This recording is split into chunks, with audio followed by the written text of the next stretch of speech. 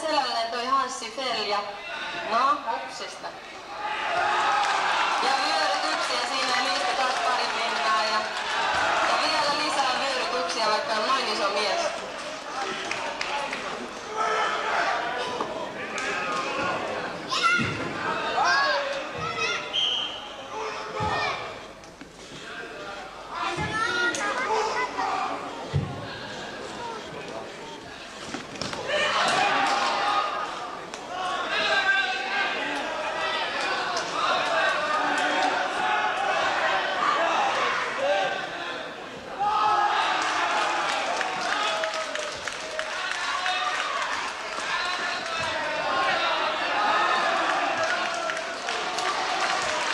No niin, ja nyt kastui sitten Hans Jokeli, eli tämmönen oli tää painiottelu.